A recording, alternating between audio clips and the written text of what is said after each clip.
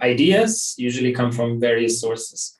And I think one important thing is that humans like to think of solutions. I myself do that mistake very often, that I see a problem and I immediately jump to the solution that comes first to my mind, and then I propose the solution. I don't talk about the problem. I just say we should do this.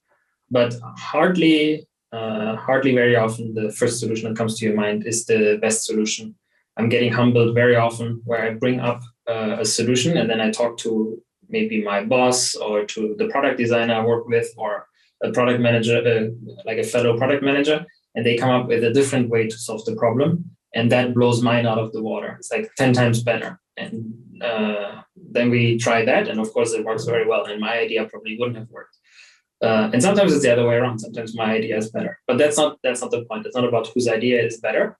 So, or what is actually the idea. It's always about what is the problem. One of the main sources that we use is basically what is our company strategy? What is our vision? What are our goals that we want to achieve? So for example, we say in this quarter, we want to improve our monthly active customers because we saw in the last quarter, they were dropping. We were reducing our monthly active customers. And we know if we continue going on like that, at one point we won't have any customers anymore. So let's do initiatives to improve the monthly active customers. So then you slice your, then it's basically your responsibility as product manager, figure out how can I grow my monthly active customers. You slice your customer journey, like the different steps that users go in using your product. So for example, how do people enter your product? How efficient is your product in signing up users and for them to complete their profile, to make the first transaction or whatever makes them defined an active customer. So for us, whenever a customer purchases, makes a transaction, then they're an active customer. But in other apps, like let's say in Facebook, an active customer is just someone that logs in. So for us, it's a bit different. And then what makes them come back or what makes them stopping from coming back? And then you try to figure out where's the big bottleneck? Where does your data show you a big bottleneck?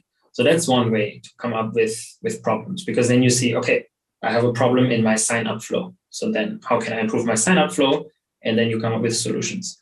Different way would be through custom interviews. So you could identify people who have recently dropped, who recently stopped coming back. Then you say, hey, can I invite you for coffee? I want to ask you a few questions about how you use our product. And then you can ask them, like, what made them stop using it? And then they tell you what are their struggles with using your product. You get more ideas.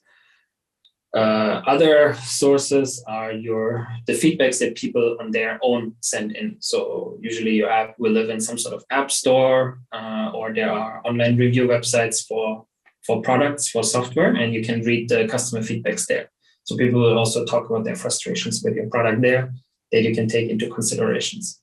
And sometimes someone comes out of a shower with a brilliant idea. Like very often, I think it's a common trope that the CEO had an idea on the way to work and he brings everyone in a room and wants to implement this idea immediately. Like usually you have a lot of opinionated people in your company that come up with product ideas all the time. And sometimes there's a gold nugget in there and sometimes they're just shit and you shouldn't work on them. But it's your job as product manager to find out what are the gems, what are the good ideas or the good problems to solve against the bad ideas or the bad problems to solve.